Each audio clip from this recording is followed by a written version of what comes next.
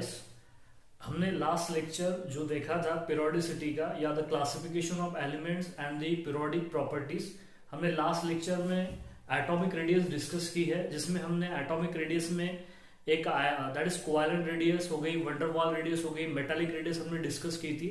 हमारे उसमें से एटॉमिक रेडियस में से हमें सिर्फ आयोनिक रेडियस बाकी थी।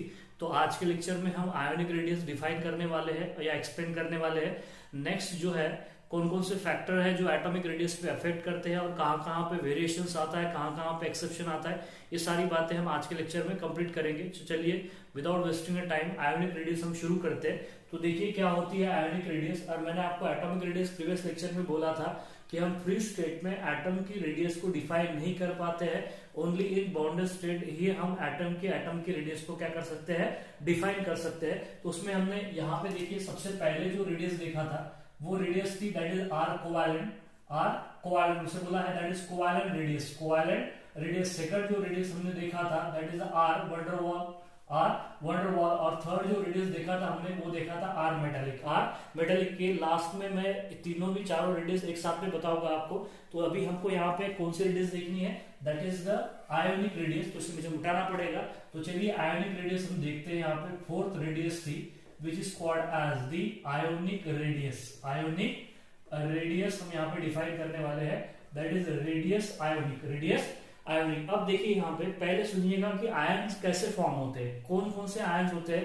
दो तरह के आयन्स होते हैं, एक होता है पॉजिटिव आयन जिसे कहते हैं हम कैटायन और दूसरा होता है नेगेटिव आयन उसे कहते हैं अनायन। तो पॉजिटिव नेगेटिव आयन पहले ये सुन लीजिएगा कि कैसे फॉर्म होते हैं। जैसे कि मेरे पास में एक हाइपोथेटिकल एटम है दैट इज ए, एक हाइपोथेटिकल एटम है दैट इज ए। अगर मान लीजिए मैं इसमें से क्या कर दूं, इसमें से अगर एक इलेक्ट्रॉन अगर निकाल दूं तो मेरे पास बन जाएगा ए प्लस और प्लस क्या मिलेगा यहाँ पे एक इलेक्ट्रॉन। कोई भी स्पीशीज में से या एटम में से एक इलेक्ट्रॉन निकालने के बाद में या इलेक्ट्रॉन निकालने के बाद में जो स्पीशीज बचती है, यहाँ पे देखिए जो पॉजिटिव कंटेनिंग स्पीशीज बचती है उसे कहते हैं कैटायन। क्या कहते हैं उसे, कैटायन। सिमिलरली अगर मैं क्या कर दूं, यहां से देख इस तरीके से हमने इलेक्ट्रॉन निकाला है, अगर मैं यहाँ पे इलेक्ट्रॉन अगर ऐड कर दूं, कोई स्पीशीज में अगर इलेक्ट्रॉन ऐड कर दूं तो ये हो जाएगा ए माइनस। ये क्या हो जाएगा, ए माइनस। जैसे कि मैंने यहाँ पे देखिए यहाँ से इलेक्ट्रॉन माइनस किया है, यहाँ से इलेक्ट्रॉन माइनस किया है तो ए पॉजिटिव बन गया, तो इसे बोलोगे आप कैटायन। अगर इलेक्ट्रॉन अगर कोई स्पीशीज में अगर डाल दिया जाए तो जो स्पीशीज बनती है उसे कहते हैं दैट इज अनायन। क्या कहते हैं, अनायन। तो ध्यान में रखिएगा कि positively charge ion which is called as cation and the negatively charge ions which is called as the anions. कोई स्पीशीज है तो उसमें से आप इलेक्ट्रॉन निकालो तो कैटायन बनेंगे, अगर स्पीशीज में आप इलेक्ट्रॉन डालोगे तो क्या बनेंगे, अनायंस बनेंगे। और एक बात और ध्यान में रखिएगा कि जो कैटायंस होते हैं, ये कि हमने क्या बोला है कैटायन, इससे पहले हम क्या कर सकते हैं, जैसे कि फॉर एग्जांपल यहाँ पे देखिए आपको कैटायंस और अनायन कैसे बनते हैं एग्जांपल के साथ बता देता हूँ। मेरे पास में अगर हाइड्रोजन है, अगर मैं हाइड्रोजन से बेटे एक इलेक्ट्रॉन अगर निकाल दूं तो ये क्या बन जाएगा, H प्लस बन जाएगा। क्या बन जाएगा, H प्लस बन जाएगा। सिमिलरली अगर मैं इसमें से इलेक्ट्रॉन अगर डाल दूं तो ये क्या बन जाएगा, H माइनस बन जाएगा। समझ में आ रहा है। नेक्स्ट देखिए यहाँ पे अगर उसी तरीके से अगर मैं नाइट्रोजन लेके चलता हूँ, अगर मैं इस नाइट्रोजन में से इलेक्ट्रॉन अगर निकाल दूं तो क्या बन जाएगा, N प्लस बन जाएगा। अगर उसमें इलेक्ट्रॉन अगर मैंने डाल दिया, इलेक्ट्रॉन ऐड कर दिया नाइट्रोजन में तो क्या हो जाएगा, N माइनस हो जाएगा। तो देखिए इस तरीके से आप क्या कर सकते हो, इलेक्ट्रॉन निकाल के कैटायंस बना सकते हो और इलेक्ट्रॉन डाल के अनायन बन सकते हो। एक पॉइंट और ध्यान में रखिएगा यहाँ पे कि जो कैटायंस होते हैं, क्या होते हैं, cation that is the size. देख लीजिए यहाँ पे size of cation is greater than size of parent atom, size of the it's parent atom. ये बात ध्यान में रखिएगा कि जो कैटायन होंगे उनकी साइज क्या होगी, ज्यादा होगी। किनसे, उनके पैरेंट एटम से। मतलब समझिएगा कि यहाँ पे यहाँ पे देखिएगा कि size of cation less than होती है, my mistake, this are the less than that of the parent atom. Size of cation is less than that of the size of its parent atom. मतलब देखिएगा कि sodium बड़ा होगा किससे, sodium plus से। Sodium क्या होगा, बड़ा होगा किससे, सोडियम प्लस से। मतलब कैटायंस क्या होते हैं, उनके पैरेंट एटम से छोटे होते हैं। जैसे कि फॉर एग्जांपल अगर मैं बात करूंगा एल्यूमिनियम, तो एल्यूमिनियम क्या होगा, बड़ा होगा किससे, एल्यूमिनियम ट्राई प्लस से। मतलब समझिएगा कि मैग्नीशियम जो होगा वो बड़ा होगा किससे, मैग्नीशियम डाइप्लस से, मैग्नीशियम डाइप्लस से। तो आपको बात समझ में आ गई होगी कि कैटायन जो होते हैं उनकी जो साइज होती है वो पैरेंट एटम से क्या होती है, छोटी होती है। मतलब जैसा जैसा पॉजिटिव चार्ज बढ़ेगा कोई भी स्पीशीज पे तो उसकी साइज क्या होती चली जाएगी, यहाँ पे छोटी होती चली जाएगी। समझ में आ गई बात यहाँ पे, मतलब उनके जो पैरेंट एटम्स रहेंगे वो बड़े रहेंगे। जैसे कि फॉर एग्जांपल यहाँ पे देख लीजिए आप, अगर मैं यहाँ पे एक Na+ निकालता हूं, यहाँ पे देख लीजिएगा ये क्या हो गया, यहाँ पे Na+, ये Na+ है, इसका पैरेंट एटम क्या रहेगा, सोडियम रहेगा, ओनली क्या रहेगा, सोडियम रहेगा। तो आपको साफ साफ दिख रहा है, पिक्टोरियली यहाँ पे बताने की कोशिश कर रहा हूं कि सोडियम प्लस जो है वो छोटा रहेगा किससे, उसके पैरेंट एटम से, उसके पैरेंट एटम से। सिमिलरली बात ध्यान में रखिएगा कि अगर मैं अनायन की बात करूं तो देखिए साइज ऑफ अनायन, क्या बोलोगे हम यहाँ पे, size of अनायन is greater than that of the size of its parent atom, it's parent atom. अनायन क्या होते हैं, उसके पैरेंट एटम से बड़े होते हैं, और कैटायन क्या होते हैं, उसके पैरेंट एटम से छोटे होते हैं। मतलब समझिएगा यहाँ पे, अगर मैं बात करूं यहाँ पे, अगर क्लोरीन की बात करूं, किसकी बात करूं, क्लोरीन की, तो ये क्लोरीन माइनस की बात, क्लोराइड आयन, क्लोराइड आयन, तो क्लोराइड आयन क्या होगा, बड़ा होगा किससे, क्लोरीन एटम से। क्लोराइड आयन क्या होगा, बड़ा होगा क्लोरीन एटम से। समझ में आ रही बात आपको कि यहाँ पे Cl माइनस ये क्या होगा, Cl से बड़ा होगा। उस तरीके से यहाँ पे देखिएगा ये जो N3 माइनस जो है ये किससे बड़ा होगा, N3 माइनस किससे बड़ा होगा, नाइट्रोजन से बड़ा होगा। सिमिलरली O डाई नेगेटिव ये बड़ा होगा किससे बड़ा होगा, ऑक्सीजन से बड़ा होगा। आपको बात समझ में आ गई होगी कि जो पेरेंट्स जो हम यहाँ पे देख लीजिए, इसे इनबॉक्स करता हूं कि size of cation is lesser than that of the size of its parent atom, and the size of anion is greater than that of the size of its parent atom। Pictorially बताया यहाँ पे कि cation छोटे होते हैं उनके parent atom से, अनायन बड़े होते हैं उनके पैरेंट एटम से। बात समझ में आ गई, ये क्लियर है यहाँ तक कि कोई प्रॉब्लम नहीं है। तो अब आयन समझिएगा। अब आयन जब हमने समझा है कि कैटायंस और अनायंस होते हैं, कैटायन जनरली छोटे होते हैं और अनायन क्या होते हैं, जनरली बड़े होते हैं। तो इनकी जो कैटायन जो है उनकी जो साइज रहेगी तो वो भी क्या होती चली जाएगी, छोटी होती चली जाएगी। अगर साइज अगर छोटी होगी तो उनकी जो आयनिक रेडाई होगी वो भी क्या होगी, छोटी होगी। मतलब समझिएगा, अगर हमारे पास में अनायन जो होते हैं वो बड़े साइज के हैं तो उनकी अगर साइज ज्यादा है तो उनकी आयोनिक रेडियस भी क्या रहेगी, ज्यादा रहेगी। और जो आयन, ऐसे आयन जिनकी आयोनिक साइज कम है तो उनकी आयोनिक रेडाई भी क्या रहेगी, यहाँ पे कम रहेगी। जैसे फॉर एग्जाम्पल, और आगे समझते हैं, यहाँ पे देखिएगा, अगर मैं ग्रुप में जाता हूं, इन ए ग्रुप, देखिए यहाँ पे इन ए ग्रुप क्या होता है, इन ए ग्रुप एटॉमिक नहीं, that is the ionic radius. क्या बोलोगे आप यहाँ पे, आयोनिक रेडियस। आयोनिक रेडियस क्या होगी, increases down to the group, down to the group. हम ग्रुप में जैसा जैसा नीचे जाएंगे वैसी वैसी आयोनिक रेडियस क्या होती चली जाएगी, बढ़ती चली जाएगी। पहले आयोनिक आयन समझिएगा, आयन जो हो गए उसकी साइज को समझिएगा। उसकी साइज अगर समझ में आ गई आपको तो आयोनिक रेडियस समझ में आ जाएगी। जैसे कि मैंने अभी बताया यहाँ पे कि कैटायन छोटे होते हैं पैरेंट एटम से, अनायन बड़े होते हैं पैरेंट एटम से। ये आयंस है, ये आयंस है। हमने अभी देखा है कि यहाँ पे आयंस किस तरीके से फॉर्म होते हैं, इलेक्ट्रॉन निकाल दो तो कैटायन बनेंगे, इलेक्ट्रॉन डाल दो तो अनायंस बनेंगे। अब यहाँ पे देखिए, हम पीरियोडिक टेबल की अगर बात करें तो in top to bottom ionic size क्या होती चली जाएगी, बढ़ती चली जाएगी। इसका क्या मतलब है, इसका एग्जांपल देखिए, यहाँ पे आपको समझ में आएगा कि हम क्या बोल सकते हैं यहाँ पे कि जैसे कि मैं अगर फर्स्ट पीरियड में अगर मूव करूं तो लिथियम प्लस से बड़ा कौन होगा, लिथियम प्लस से बड़ा होगा सोडियम प्लस से बड़ा कौन होगा, बताइए, सोडियम प्लस से बड़ा होगा पोटेशियम प्लस से बड़ा कौन होगा, पोटेशियम प्लस से बड़ा होगा आरबी प्लस से बड़ा होगा सीजियम प्लस। बहुत सारे एग्जांपल देख सकते हैं हम यहाँ पे, देखिए, बेरिलियम डाइप्लस से बड़ा होगा कौन, मैग्नीशियम डाइप्लस से बड़ा होगा कैल्शियम डाइप्लस से बड़ा होगा एसआर डाइप्लस, और एसआर डाइप्लस से बड़ा होगा दैट इज बीए डाइप्लस। बशर्त ये है कि चार्ज सेम होना चाहिए, बशर्त ये क्या है कि चार्ज यहाँ पे क्या होना चाहिए, सेम होना चाहिए। सिमिलरली आप क्या बोल सकते हो कि फ्लोरीन से बड़ा कौन होगा, फ्लोराइड से बड़ा कौन होगा, क्लोराइड से बड़ा कौन होगा, ब्रोमाइड से बड़ा कौन होगा, आयोडाइड होगा। समझ में आ रही है बात। सिमिलरली आप क्या बोल सकते हो, O2 डाई नेगेटिव से बड़ा, सेम ग्रुप में अगर हम जाते हैं O2 डाई नेगेटिव से बड़ा दैट इज क्या रहेगा, सल्फर डाई नेगेटिव से बड़ा रहेगा सेलेनियम डाई नेगेटिव से बड़ा कौन रहेगा, that is the tellurium die negative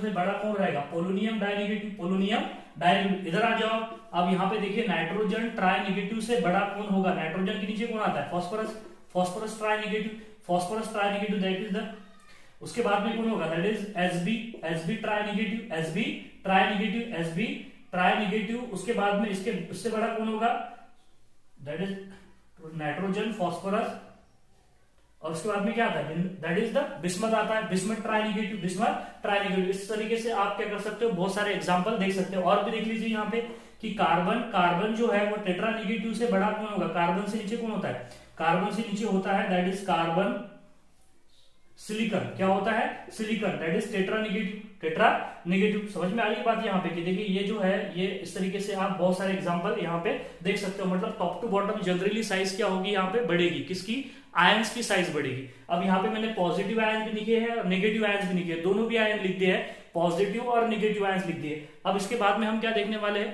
कि यहाँ पे देखो जो आयोनिक रेडियस होती है वो क्या होती है, जैसे कि हमने यहाँ पे देखिए कैटायन की साइज छोटी होती है, अनायन की साइज बड़ी होती है। तो अगर कैटायन पे चार्ज अगर बढ़ेगा, कैटायन पे चार्ज अगर बढ़ेगा तो साइज और घटती चली जाएगी। मतलब size of cation is inversely proportional to the ionic radius, हम ऐसा बोल सकते हैं। देखिए सिंपल है, अगर यहाँ पे आयन की जो साइज अगर कम या ज्यादा हो रही है तो उसकी आयोनिक रेडियस क्या होगी, कम ज्यादा होगी। समझ में आ रही है बात यहाँ पे।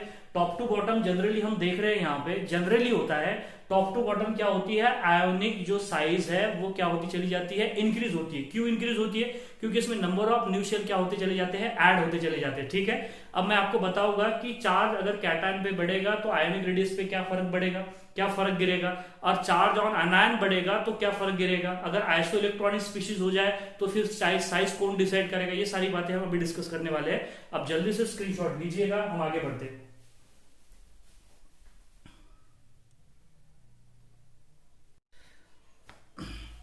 चलिए नेक्स्ट आगे बढ़ते हैं।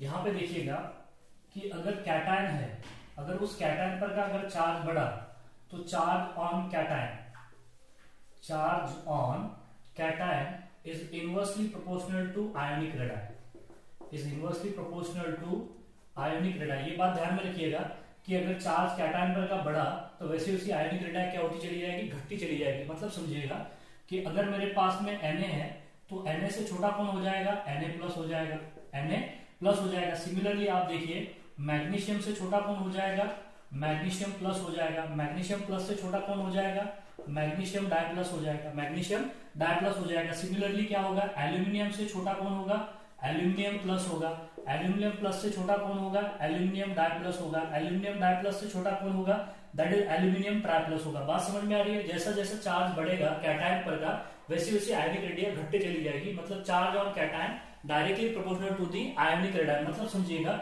अगर मैं यहाँ पे लूंगा कि Fe डाई पॉजिटिव लिया है और Fe ट्राई पॉजिटिव लिया है, Fe ट्राई पॉजिटिव, जिसमें बड़ा कौन होगा, Fe डाई पॉजिटिव बड़ा होगा then Fe tri positive, Fe tri positive. तो आपको समझ में आ रही होगी बात कि उसी तरीके से Mn जो होगा, Mn डाई पॉजिटिव से छोटा कौन होगा, Mn डाई पॉजिटिव से छोटा होगा Mn tetra positive, Mn tetra positive से छोटा कौन होगा, Mn that is 6 positive, Mn 6 positive से छोटा कौन होगा, that is Mn 7 positive, 7 positive. तो देखिए आप जैसे जैसे चार्ज ऑन कैटायन बढ़ेगा वैसे वैसे आयोनिक रेडियस घटती चली जाएगी यहाँ पे। ठीक है, अब यहाँ पे देखिएगा नेक्स्ट पॉइंट है कि यहाँ पे charge on anion, charge on anion, अगर चार्ज ऑन अनायन होगा तो charge on anion is directly proportional to the atomic ionic radius. मतलब समझिएगा आयन पर का अगर चार्ज बढ़ेगा तो आयोनिक रेडिया क्या होती चली जाएगी, बढ़ती चली जाएगी। मतलब समझिए यहाँ पे एग्जांपल देखते हैं यहाँ पे, जैसे कि फॉर एग्जांपल नाइट्रोजन, नाइट्रोजन से बड़ा कौन होगा, नाइट्रोजन माइनस से बड़ा कौन होगा, nitrogen die negative, nitrogen die negative से बड़ा कौन होगा, nitrogen try negative, nitrogen try negative. यहाँ पे उसी तरीके से अगर मैं बात करूं ऑक्सीजन, ऑक्सीजन से बड़ा कौन होगा, ऑक्सीजन नेगेटिव, ऑक्सीजन नेगेटिव से बड़ा कौन होगा, oxygen die negative, oxygen die negative. अब यहाँ पे देखिएगा कि नेक्स्ट अगर मैं बात करूं कार्बन, कार्बन से बड़ा कौन होगा, कार्बन नेगेटिव, कार्बन नेगेटिव से बड़ा कौन होगा, carbon die negative, carbon die negative से बड़ा होगा carbon try negative, carbon try negative से बड़ा कौन होगा, that is carbon tetra negative, tetra negative. तो देखिए चार्ज ऑन अनायन बढ़ेगा तो साइज बढ़ती चली जाएगी, साइज यहाँ पे बढ़ती चली जाएगी। तो ये देखिए दो फैक्टर्स यहाँ पे समझिएगा कि charge on anion, charge on cation directly proportional to the ionic radius and charge on anion is inverse directly charge on cation directly proportional to the ionic radius and charge on anion, कई बार गलती हो जाती है बोलने में, charge on anion is directly proportional to the ionic radius, मतलब anion पर का नेगेटिव चार्ज बढ़ेगा तो साइज बढ़ती चली जाएगी, आयनिक रेडियस भी बढ़ती चली जाएगी। अगर कैटायन पर का चार्ज बढ़ा, पॉजिटिव चार्ज बढ़ेगा तो साइज क्या होती चली जाएगी, घटती चली जाएगी, मतलब आयनिक रेडियस भी घटती चली जाएगी। अब यहाँ पे नेक्स्ट फैक्टर क्या होगा, अगर आइसो इलेक्ट्रॉनिक स्पीशी है, कौन सी species, isoelectronic species, isoelectronic species, अगर आइसो इलेक्ट्रॉनिक स्पीशीज है तो क्या होगा, आइसो इलेक्ट्रॉनिक का मतलब होता है, आइसो का मतलब होता है सेम, आइसो का मतलब क्या होता है सेम, और इलेक्ट्रॉनिक का मतलब होता है इलेक्ट्रॉन, और स्पीशीज में कोई भी आ सकता है, उसमें एटम भी आ सकता है, आयन भी आ सकता है, या मॉलिक्यूल भी आ सकता है। देखिए यहाँ पे क्या हो सकता है, यहाँ पे जो है या तो एटम भी हो सकते हैं, या तो फिर क्या हो सकते हैं, आयन्स भी हो सकते हैं, या मॉलिक्यूल भी हो सकता है, तो स्पीशीज में कोई भी हो सकता है। तो ऐसी स्पीशीज जिसमें क्या होंगे, सेम नंबर ऑफ इलेक्ट्रॉन, उसे बोला जाता है that is iso electronic species. अब आइसो इलेक्ट्रॉनिक स्पीशीज अगर हो जाए तो कौन डिसाइड करेगा कि साइज, आयनिक रेडियस या एटॉमिक रेडियस क्या होगी, तो आइसो इलेक्ट्रॉनिक स्पीशीज के केस में, that is the iso electronic species के केस में, आइसो इलेक्ट्रॉनिक स्पीशीज में आयोनिक रेडियस, क्या लिखेंगे यहाँ पे हम, आयोनिक रेडियस, चलिए मैं नीचे लिख देता हूं, that is the ionic radii, ionic radii is inversely proportional to atomic number, is inversely proportional to atomic number, atomic number बोले तो Z, एटॉमिक नंबर बोले तो Z, मतलब जिसका Z जितना कम होगा उतनी उसकी रेडियस क्या हो जाएगी, बढ़ जाएगी, मतलब जिसका Z जितना ज्यादा होगा उसकी आयोनिक रेडियस उतनी ज्यादा, मतलब उतनी कम होती चली जाएगी। फिर से सुनिएगा कि यहाँ पे ionic radius is directly proportional नहीं, inversely proportional to the atomic number, मतलब जिसका एटॉमिक नंबर जितना ज्यादा होगा उतनी छोटी उसकी आयोनिक रेडियस छोटी होती चली जाएगी। मतलब समझिएगा, जैसे कि फॉर एग्जांपल मेरे पास में सोडियम थे, सोडियम में 11 इलेक्ट्रॉन थे, सोडियम में कितने इलेक्ट्रॉन थे, 11 इलेक्ट्रॉन थे। तो देखिए आप यहाँ पे कि सोडियम में 11 इलेक्ट्रॉन थे, एक इलेक्ट्रॉन निकाल दिए हमने, तो बचे कितने इलेक्ट्रॉन, 10 इलेक्ट्रॉन, कितने इलेक्ट्रॉन बचे हैं, 10 इलेक्ट्रॉन। सिमिलरली यहाँ पे देखिएगा मैग्नीशियम, मैग्नीशियम में मेरे पास 12 इलेक्ट्रॉन थे, 12 इलेक्ट्रॉन में से हमने 2 इलेक्ट्रॉन निकाल दिए, तो बचे कितने इलेक्ट्रॉन, 10 इलेक्ट्रॉन। सिमिलरली एल्यूमिनियम में से 13 इलेक्ट्रॉन थे, 3 इलेक्ट्रॉन निकाल दिए हमने, तो बचे 10 इलेक्ट्रॉन। यहाँ पे क्या कर सकते हो, सिलिकॉन में 14 इलेक्ट्रॉन थे, 4 इलेक्ट्रॉन निकाल दिए, बचे कितने इलेक्ट्रॉन, 10 इलेक्ट्रॉन। उसी तरीके से आप क्या कर सकते हो, फ्लोरीन लो, यहाँ पे फ्लोरीन में हमने 1 इलेक्ट्रॉन डाल दिया, फ्लोरीन में हमने 1 इलेक्ट्रॉन डाल दिया, 9 थे तो 10 हो गए। उसी तरीके से नियॉन ले लीजिए आप, 10 इलेक्ट्रॉन है यहाँ पे, कितने इलेक्ट्रॉन है, 10। फ्लोरीन से पहले यहाँ पे देखिए फ्लोरीन के बाद में ऑक्सीजन था, ऑक्सीजन में कितने इलेक्ट्रॉन थे, 8 इलेक्ट्रॉन थे, 2 इलेक्ट्रॉन डाल दिए हमने, कितने इलेक्ट्रॉन हो गए, 10 इलेक्ट्रॉन हो गए। नाइट्रोजन लीजिए, 7 इलेक्ट्रॉन थे, 7 इलेक्ट्रॉन में 3 इलेक्ट्रॉन डाल दिए, 10 इलेक्ट्रॉन हो गए। तो ये सारी स्पीशीज कौन सी स्पीशीज कहलाती है, आइसो इलेक्ट्रॉनिक स्पीशीज। देखिए यहाँ पे सब में 10-10 इलेक्ट्रॉन है। सोडियम में टोटल कितने इलेक्ट्रॉन थे, 11 थे, तो एक पॉजिटिव चार्ज कब कैसे आया उस पे, एक इलेक्ट्रॉन चला गया तो एक पॉजिटिव चार्ज आ गया।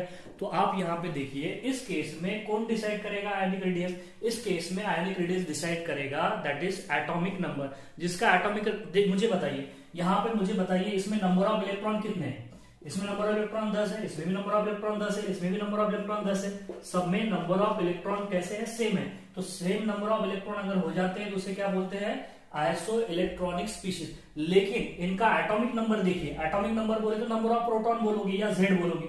इसका एटॉमिक नंबर कितना है, 11 है। इसका एटॉमिक नंबर कितना है बताइए, दैट इज 12 है। इसका एटॉमिक नंबर कितना है, इसका कितना एटॉमिक नंबर है, 13 है। इसका एटॉमिक नंबर कितना है, 14 है। इसका एटॉमिक नंबर कितना है, 9 है। इसका एटॉमिक नंबर कितना हो जाएगा, दैट इज 8 हो जाएगा। इसका एटॉमिक नंबर कितना हो जाएगा, 7 हो जाएगा।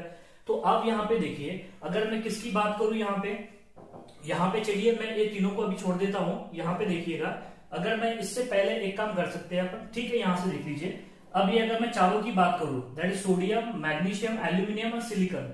सोडियम, मैग्नीशियम, एल्यूमिनियम और सिलिकॉन, इनका एटॉमिक नंबर क्या है, इनका एटॉमिक नंबर अलग अलग है, लेकिन नंबर ऑफ इलेक्ट्रॉन कैसे सेम है। चलिए सबकी बात कर लेते हैं। यहाँ पे नंबर ऑफ, ये आइसो इलेक्ट्रॉनिक स्पीशीज है, ये आइसो इलेक्ट्रॉनिक स्पीशीज है। अब जिसका एटॉमिक नंबर जितना ज्यादा होगा वो उतना छोटा होता चला जाएगा, मतलब जिसका एटॉमिक नंबर जितना छोटा होगा वो उतना क्या होता चला जाएगा, बड़ा होता चला जाएगा। समझिएगा बात को, यहाँ पे फिर से सुनिएगा कि आइसो इलेक्ट्रॉनिक स्पीशीज बोले तो ऐसी स्पीशीज जिसमें सेम नंबर ऑफ क्या हो गए, इलेक्ट्रॉन हो गए, ऐसी स्पीशीज को बोला जाता है आइसो इलेक्ट्रॉनिक स्पीशीज। और ionic radius iso electronic species में एटॉमिक नंबर पे इनवर्सली प्रोपोर्शनल होती है, मतलब एटॉमिक नंबर जिसका ज्यादा होगा उसकी आयोनिक रेडियस क्या होगी, छोटी होगी। मतलब समझिएगा, ये सब में मैंने 10-10 इलेक्ट्रॉन बोले हैं यहाँ पे। अब यहाँ पे आप देख लीजिए कि इसमें टोटल 10 इलेक्ट्रॉन है, इसको कितने प्रोटॉन ने होल्ड करके रखा है, 11 प्रोटॉन ने होल्ड करके रखा है। यहाँ पे कितने इलेक्ट्रॉन है, 10 इलेक्ट्रॉन है, उसको कितने प्रोटॉन ने होल्ड करके रखा है, 12 प्रोटॉन ने होल्ड करके रखा है। यहाँ पे 10 इलेक्ट्रॉन है, इसको कितने प्रोटॉन ने होल्ड करके रखा है, 13।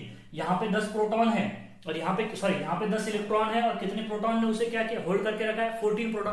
तो आप देखिए ना कि ये 14 प्रोटॉन 10 प्रोटॉन को ज्यादा टाइटली होल्ड करके रखेंगे। समझ में आ रही है?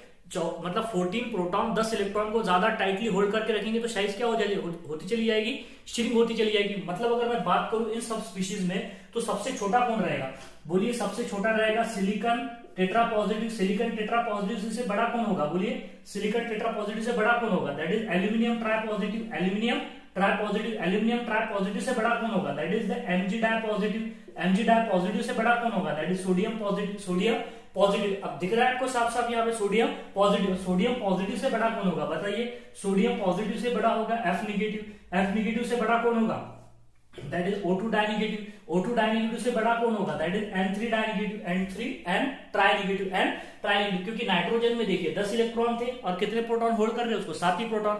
तो ज्यादा टाइटली होल्ड नहीं कर पाएंगे ना, तो साइज कहां से श्रिंक होगी, साइज यहाँ पे श्रिंक नहीं होगी। तो बात समझ में आ गई, क्लियर है यहाँ तक के कि यहाँ पे देखिए आइसो इलेक्ट्रॉनिक स्पीशीज में अगर मैं आपको पिक्टोरियली बताने की अगर कोशिश करूं तो आप यहाँ पे देखिए मेरे पास में, यहाँ पे देखिएगा, यहाँ पे अगर मेरे पास में मान लीजिएगा O है, O डाइनेगेटिव है। उस तरीके से अगर मैं O डाइनेगेटिव के बाद में अगर लू यहाँ पे फ्लोरीन लू और फ्लोरीन 3 लेके चलते हैं, दैट इज द नाइट्रोजन ट्राइनेगेटिव के बाद में दैट इज O डाइनेगेटिव और क्या बोलोगे F नेगेटिव। तो यहाँ पे देख लीजिए ये नाइट्रोजन ट्राइनेगेटिव है, ये बड़ा होगा। उससे छोटा कौन होगा, उससे छोटा होगा ऑक्सीजन डाइनेगेटिव। उससे छोटा कौन होगा, that is the fluorine negative. देखो ये आइसो इलेक्ट्रॉनिक स्पीशीज है। मुझे बताइए इसमें टोटल नंबर ऑफ इलेक्ट्रॉन कितने हैं, 10 इलेक्ट्रॉन है। अभी बताया थोड़ी देर पहले, इसमें भी टोटल कितने इलेक्ट्रॉन है, 10 इलेक्ट्रॉन है। दिख रहे हैं आपको साफ साफ। इसमें कितने इलेक्ट्रॉन रहेंगे, 10 इलेक्ट्रॉन रहेंगे। इसमें भी कितने इलेक्ट्रॉन रहेंगे, 10 इलेक्ट्रॉन रहेंगे। यहाँ पे टोटल सब में कितने इलेक्ट्रॉन है, 10 इलेक्ट्रॉन है। अब यहाँ पे देखिए इसमें नंबर ऑफ प्रोटॉन कितने हैं, बताइए। इसमें टोटल नंबर ऑफ प्रोटॉन कितने हैं, 7 है। इसमें नंबर ऑफ प्रोटॉन कितने हैं, दैट इज ऑक्सीजन में कितने होते हैं, 8 होते हैं। इसमें नंबर ऑफ प्रोटॉन कितने होते हैं, फ्लोरीन में कितने होते हैं, 9 होते हैं। तो 9 प्रोटॉन 10 प्रोटॉन को ज्यादा टाइटली होल्ड करके रखेंगे rather than 7 proton to 10 proton.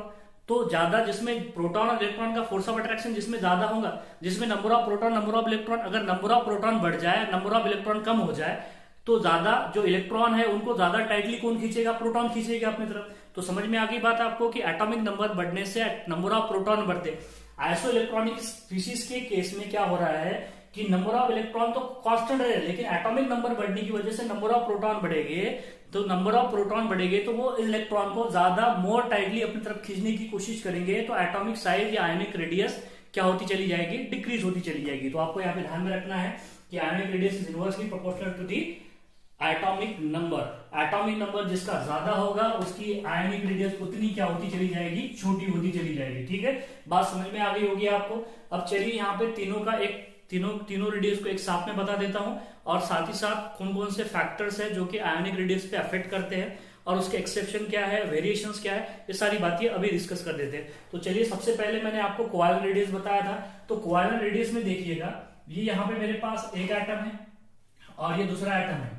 ये देखिए कोवेलेंट रेडियस फिर से बता रहा हूं, यहाँ पे ये एटम्स है और ये यहाँ पे दूसरा एटम है। जस्ट एक में को अज्यूमिंग दैट कि जस्ट एक में को क्या कर रहे हैं, वो टच कर रहे हैं। तो जिनके बीच का जो इंटरन्यूक्लियर डिस्टेंस रहेगा, इनके बीच का जो इंटरन्यूक्लियर डिस्टेंस रहेगा, इसे क्या बोले थे हमने, ये एटम ए हो जाए, ये एटम क्या हो जाए, ए हो जाए। तो इसे क्या बोलोगे आप, आर ए अपॉन 2। तो विच इज इक्वल्स टू क्या हो जाएगा, दैट इज आर कोवेलेंट। अब देखिए कि आर कोवेलेंट हम किस में देखते हैं, आर कोवेलेंट हम जनरली किस में देखते हैं कि ए जो एटम्स है और ए दूसरा जो एटम्स है, ये दोनों क्या होने चाहिए, नियरली इलेक्ट्रोनेगेटिविटी का गैप क्या होना चाहिए, उनमें कम होना चाहिए। देखेंगे हम इलेक्ट्रोनेगेटिविटी कैसे अफेक्ट करती है एटॉमिक रेडियस पे, ये भी पढ़ने वाले हम। यहाँ पे मैंने वैसे भी प्रीवियस लेक्चर में बता चुका हूं। अब यहाँ पे देखिएगा कि ये जो RAA/2, तो ये क्या हो जाएगा, दैट इज आर कोवेलेंट। तो ये जो आर कोवेलेंट जनरली हम देखते हैं किसमें, नॉन मेटल में। किसमें देखते हैं, नॉन मेटल। ये भी एटम क्या हो जाए, ये हो जाए नॉन मेटल, ये क्या हो जाए नॉन मेटल, और दूसरा भी क्या हो जाएगा यहाँ पे नॉन मेटल। नॉन मेटल में हम कौन सी रेडियस डिफाइन करेंगे, that is R covalent. R covalent अगर मेटल हो जाए तो देखिए यहाँ पे अगर दोनों भी क्या हो जाए मेटल हो जाए, देखिए ये क्या है यहाँ पे हमारे पास में मेटल है और ये भी क्या है मेटल है, दोनों के बीच का जो इंटरन्यूक्लियर डिस्टेंस रहेगा वो क्या रहेगा आर एम एम रहेगा, आर एम एम रहेगा, और R M M by 2 which is quadratic, which radius बोलोगे आप इसे, that is the radius metallic. क्या बोलोगे इसे, रेडियस मेटालिक या मेटालिक रेडियस बोलोगे। अब सुनिएगा कि मेटल में जो होती है वो मेटालिक रेडियस, नॉन मेटल में क्या होगी कोवेलेंट रेडियस देखेंगे, कोवेलेंट रेडियस। अगर एक मेटल हो जाए दूसरा नॉन मेटल हो जाए तो आयोनिक रेडियस देखेंगे। फिर से सुनिएगा, मेटल में मेटालिक रेडियस, नॉन मेटल में कोवेलेंट रेडियस, और मेटल नॉन मेटल में that is the ionic radius. तो देखिए आयोनिक रेडियस भी बता देता हूं यहाँ पे, तो थोड़ा सा स्पेस कम है हमारे पास, चलिए फिर भी बता देता हूं। ये हमारे पास में एक हो गया मेटल और ये दूसरा जो हो गया है ये नॉन मेटल। ये क्या हो गया नॉन मेटल। इनके बीच का जो इंटरन्यूक्लियर डिस्टेंस है, चलिए इसको मैं टच ही कर देते हैं, टच भी कर दिया तो कोई प्रॉब्लम नहीं है। एक्चुअली उनके बीच में भी इलेक्ट्रोस्टैटिक फोर्स ऑफ अट्रैक्शन होता है। तो आपको पता है एक पॉजिटिव आयन रहेगा एक नेगेटिव आयन रहेगा, तो जो पॉजिटिव आयन होता है उसे कहते हैं कैटायन, जो नेगेटिव आयन होता है उसे कहते हैं अनायन। तो ये क्या रहेगा मेटल रहेगा, ये क्या रहेगा यहाँ पे नॉन मेटल। और मेटल नॉन मेटल में जो इंटरन्यूक्लियर डिस्टेंस रहेगा वो क्या रहेगा R plus plus R minus, क्या रहेगा R plus plus R minus, ये इंटरन्यूक्लियर डिस्टेंस रहेगा। इसका हाफ कर दो आप, R plus plus R minus का हाफ कर दो आप, तो क्या हो जाएगा that is the ionic radius हो जाएगी, आयोनिक रेडियस। अब यहाँ पे देखिए यहाँ पे भी एटम, ये मेटल और नॉन मेटल के बीच में इंटरमोलिकुलर जो इंटरन्यूक्लियर डिस्टेंस है उसे बोलोगे R plus plus R minus, उसको डिवाइड कर दो 2 से तो आयोनिक रेडियस आ जाएगी। इनके बीच में भी इलेक्ट्रोस्टैटिक फोर्स ऑफ अट्रैक्शन है, इनके बीच में भी इलेक्ट्रोस्टैटिक फोर्स ऑफ अट्रैक्शन है। समझ में आ रही है बात, इनके बीच में भी इलेक्ट्रोस्टैटिक फोर्स ऑफ अट्रैक्शन है। मेटालिक कर्नेल में बताया था आपको इलेक्ट्रोस्टैटिक फोर्स ऑफ अट्रैक्शन होता है, इसमें भी इलेक्ट्रोस्टैटिक फोर्स ऑफ अट्रैक्शन होता है। लेकिन इसमें जो इलेक्ट्रोस्टैटिक फोर्स ऑफ अट्रैक्शन है मेटल और मेटल के बीच में, यहाँ पे मेटल और नॉन मेटल के बीच में। आपको बात समझ में आ गई होगी, तीनों भी मैंने रेडियस यहाँ पे बता दिया आपको। और वंडर वॉर रेडियस क्या होती है आपको अच्छे से पता है। तो मेटल में मेटालिक रेडियस देखते हैं हम, मेटल नॉन मेटल में हम कोवेलेंट रेडियस देखते हैं, और मेटल नॉन मेटल में हम that is ionic radius define करते हैं। ठीक है, अब इसके ऊपर कौन कौन से फैक्टर अफेक्ट करते हैं एटॉमिक रेडियस पे, और वेरिएशंस क्या है। वेरिएशन मतलब मैं आपको पहले ही बता चुका हूँ, लेफ्ट टू राइट और टॉप टू बॉटम। ठीक है, फिर से एक बार और देख लेंगे। और कौन कौन से फैक्टर है, जेड इफेक्टिव है, नंबर ऑफ शेल्स है, और एक्सेप्शन आता है कि ये बातें सब जगह लागू नहीं होती है, कुछ एक्सेप्शन आता है डी ब्लॉक में, वो एक्सेप्शन भी अभी बताने वाला हूं। आप जल्दी से स्क्रीनशॉट लीजिएगा।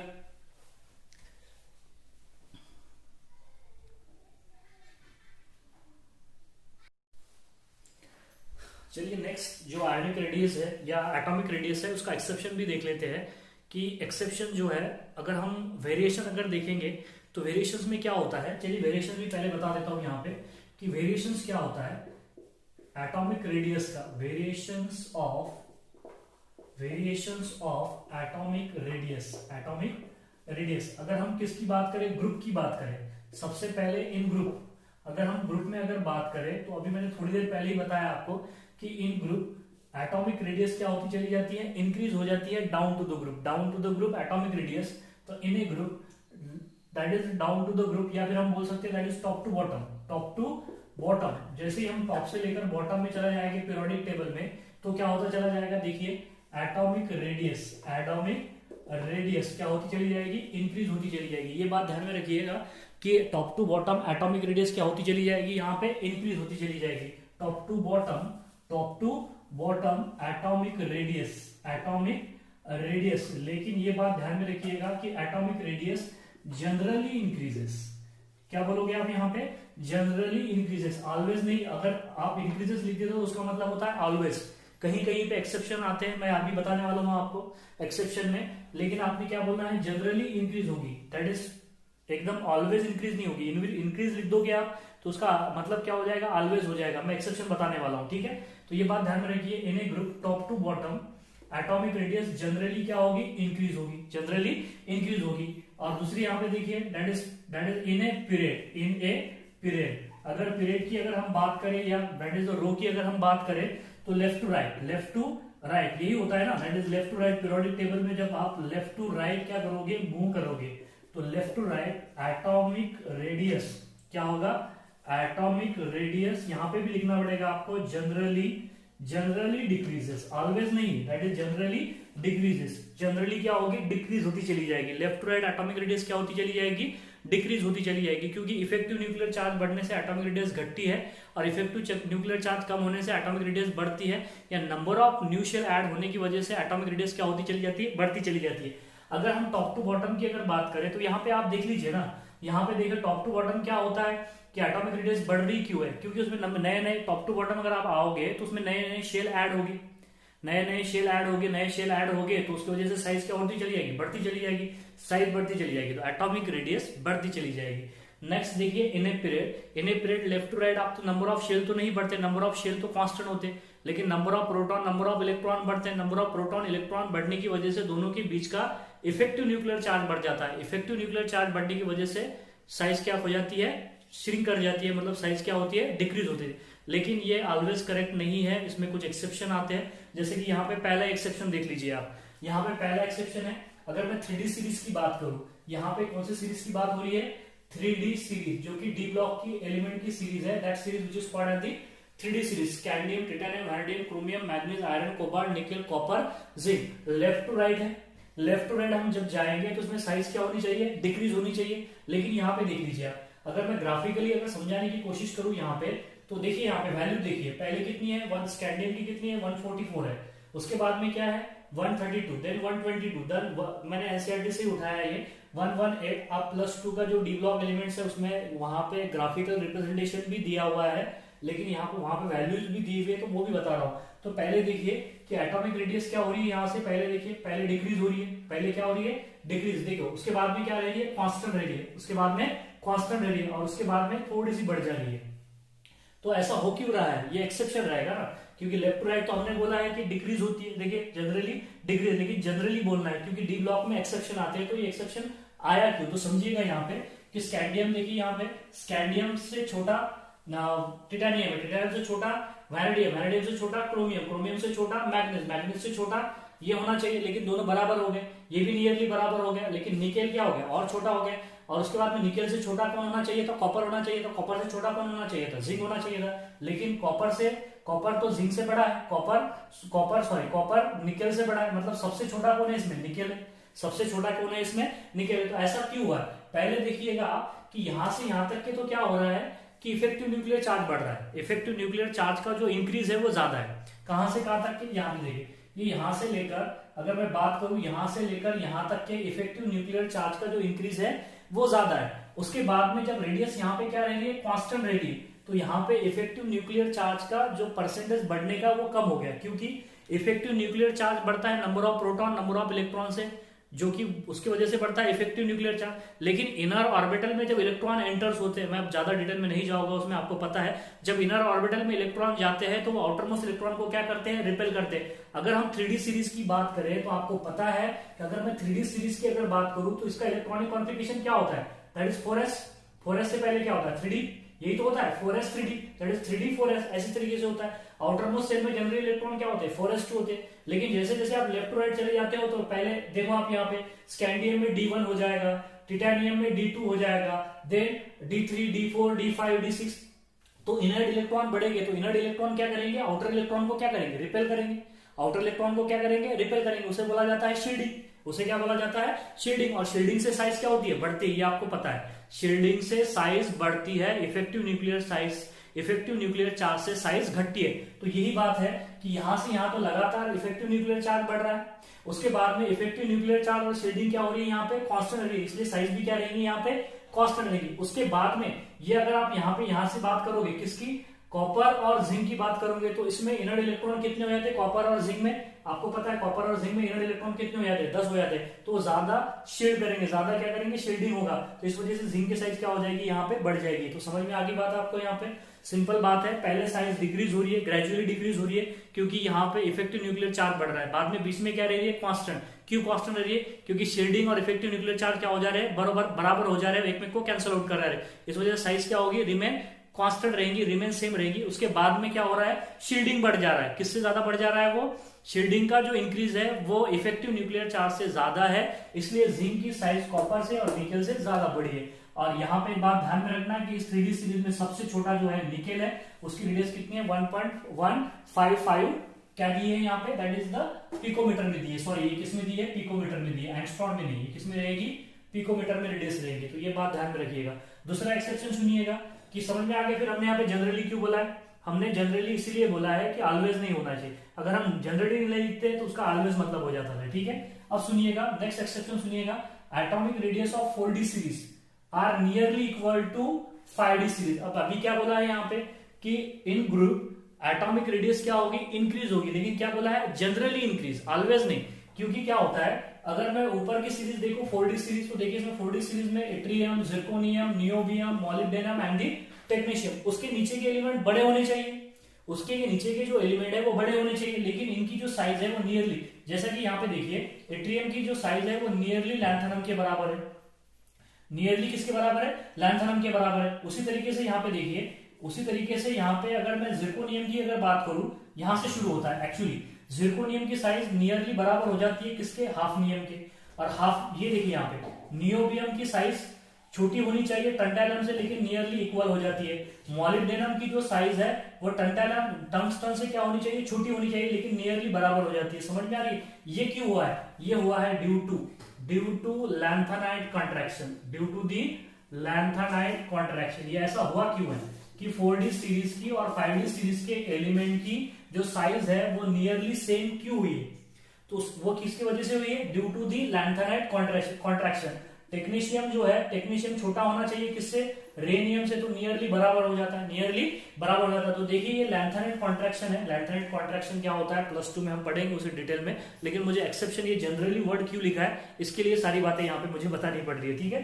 तो यहाँ पे देखिएगा कि ये जो 5D सीरीज और 4D सीरीज के जो एलिमेंट है, इनकी जो साइज है वो नियरली सेम हो जाती है, इसकी वजह से इनकी फिजिकल प्रॉपर्टी कुछ हद तक के सेम हो जाती है। तो इन्हें बोला जाता है दैट इज केमिकल ट्विंस।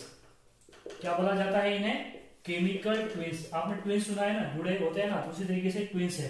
तो इनकी फिजिकल प्रॉपर्टी क्या हो जाती है, नियरली सेम हो जाती है, एटॉमिक रेडियस सेम होने की वजह से। तो आपको कई बार एग्जाम में नीट में पूछ लिया जाता है कि यहाँ पे केमिकल ट्विंस की पेयर बताओ, तो यहाँ पे आपको केमिकल ट्विंस की पेयर देखिए, ये जिरकोनियम हाफनियम ये नहीं रहेगी केमिकल ट्विंस, ठीक है, यहाँ से शुरू होता है। और उसके बाद में देखिए यहाँ पे नियोबियम का टंटैलम के साथ में, मॉलिब्डेनम का टंगस्टन के साथ में, देन टेक्नीशियम का रेनियम के साथ में, ये चार जो पेयर है ये केमिकल ट्विंस कहलाती है। ये जो चार पेयर है इन्हें क्या बोला जाता है, that is the chemical twins. तो ये बात ध्यान में रखिएगा। अगर आपको एलिमेंट मैंने जिस तरीके से बताया थे आपको, Scylla, that is the Scylla के बाद में नेक्स्ट टीजर हब, ये बताया था ना, दैट इज स्काइला, टीजर हब, विनप्टा, कर्मो, इस तरीके से एलिमेंट अगर आपको इलेक्ट्रॉनिक एलिमेंट्स लर्न है तो आप यहाँ पे केमिकल ट्विंस को बता सकते हो। समझ में आ गई बात, यहाँ पे एक्सेप्शन समझ में आ गया, ये दोनों पॉइंट भी समझ में आ गए कि जनरली इंक्रीज होगी, इंक्रीज लिख दोगे तो ऑलवेज हो जाएगा, और यहाँ से लेफ्ट टू राइट क्या होगी, जनरली डिक्रीजेस, जनरली डिक्रीजेस। अब सुनिएगा यहाँ पे लास्ट बस 2 मिनट्स, कौन कौन से फैक्टर है जो अफेक्ट करते हैं, factor affecting the atomic radius, affecting the atomic radius, atomic radius पे कौन कौन से फैक्टर अफेक्ट करते हैं। पहला देखिए यहाँ पे, पहला फैक्टर है जेड इफेक्टिव। क्या है, जेड इफेक्टिव। तो जेड इफेक्टिव बढ़ेगा तो एटॉमिक रेडियस घटेगी, तो क्या हो जाएगा, इनवर्सली प्रोपोर्शनल हो जाएगा, inversely proportional to atomic radius, अभी थोड़ी देर पहले बोला है। दूसरा फैक्टर सुनिएगा यहाँ पे, दूसरा फैक्टर क्या होगा, नंबर ऑफ शेल। क्या होगा, number of shell. Number of shell बढ़ेगी तो साइज बढ़ेगी, साइज बढ़ेगी तो एटॉमिक रेडियस बढ़ेगी। तो हम यहाँ पे लिख सकते हैं number of shell is directly proportional to atomic radius, atomic radius. तो ये दो फैक्टर्स है, ये बात ध्यान में रखना है आपने कि जेड इफेक्टिव बढ़ेगा तो एटॉमिक रेडियस घटेगी, नंबर ऑफ शेल बढ़ेगे तो एटॉमिक रेडियस भी क्या होती चली जाएगी, बढ़ती चली जाएगी। साइज बढ़ने की वजह से एटॉमिक रेडियस यहाँ पे बढ़ती चली जाएगी। तो आपको एक्सेप्शन भी समझ में आ गया, वेरिएशन भी समझ में आ गया। ये एक्सेप्शन ध्यान में रखना है, ये केमिकल ट्विंस का है, हम फिर से डिटेल में देखने वाले, लेकिन अभी आया तो बता दिया हूं आपको कि 4D सीरीज के 5D सीरीज के एलिमेंट की जो एटॉमिक रेडियस है वो 5D सीरीज की बड़ी होनी चाहिए थी 4D सीरीज से, लेकिन नियरली इक्वल हो जाती है। किसकी वजह से, लैंथेनाइट कॉन्ट्रैक्शन की वजह से। अब लैंथेनाइट कॉन्ट्रैक्शन क्यों होता है, effective nuclear charge, that is effective nuclear charge, shielding effect, ये सारी बातें हम बाद में +2 के जब टॉपिक डी ब्लॉक शुरू होगा तो उसमें देखने वाले। तो यहाँ पे देखिए एक्सेप्शन भी हो गया हमारा, वेरिएशंस भी देखा है, और कौन कौन से फैक्टर अफेक्ट करते हैं वो भी देखा है। इसके आगे नेक्स्ट जो है पीरियोडिक प्रॉपर्टीज है वो हम नेक्स्ट लेक्चर में देखने वाले, ठीक है। स्क्रीनशॉट ले लीजिए आप।